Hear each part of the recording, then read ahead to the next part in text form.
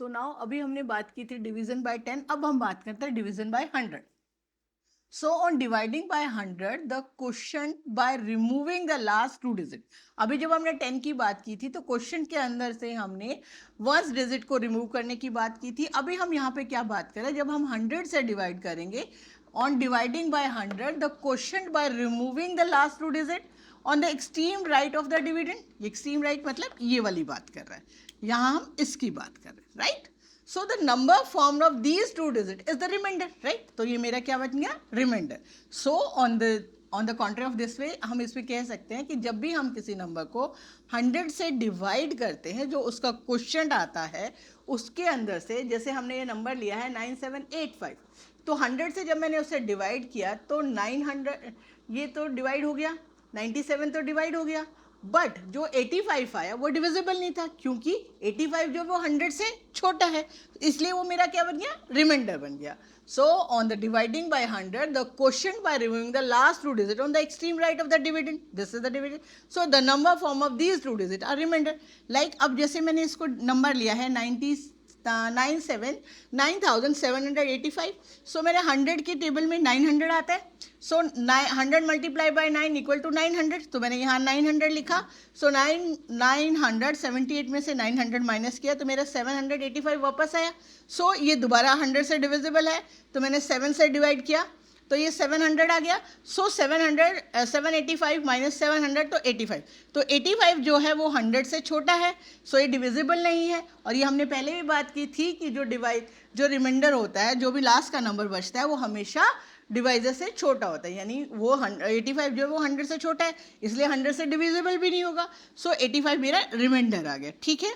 सो इसका रिमाइंडर आया मेरा 85 और क्वोशिएंट आया 97. और यही मेरी जो मैंने आपको बताया कि जब हम 100 से डिवाइड करते हैं तो क्या आता है, जो लास्ट के 2 डिजिट्स हो जाते हैं वो हमारे रिमाइंडर्स हो जाते हैं, ठीक है.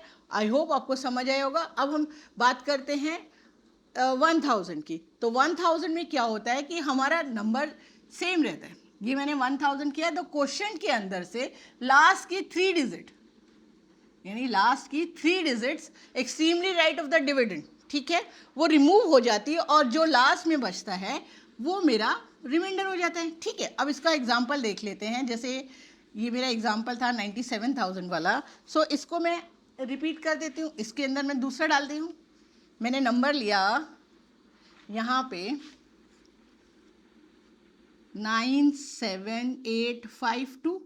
अब मैंने इसको 1000 से डिवाइड किया, ठीक है. अब 9 पे आया तो 9000, ठीक है. सो 9785 के अंदर से मैंने इसे डिवाइड किया तो ये बन गया मेरा 785 और 2 नीचे आ गया, ठीक है. अब मुझे क्या, अब मैंने 7 से डिवाइड किया, 1000 मल्टीप्लाई बाय 7 इक्वल टू 7000. सो 852. अब 852 है वो 1000 से छोटा है तो इससे डिविजिबल नहीं होगा, सो ये मेरा रिमाइंडर हो गया, ठीक है. सो मेरा रिमाइंडर आया 852 और मेरा क्वोशिएंट आ गया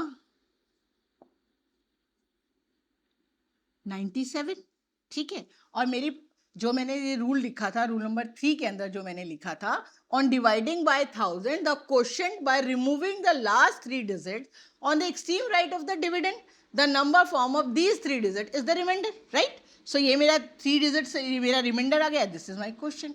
सो कहने का मतलब ये है कि जब भी हम किसी नंबर को 10 से 100 से या 1000 से डिवाइड करते हैं, सो अकॉर्डिंग टू रूल हमारे जो लास्ट के डिजिट्स होते हैं वो हमारे रिमाइंडर्स बन जाते हैं. आई होप ये आपको समझ आया होगा. कोई भी अगर आपको डाउट है तो आप मुझे कमेंट सेक्शन में पूछ सकते हैं.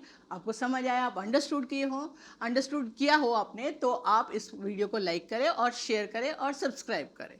सो we will see you on the next video. Bye bye.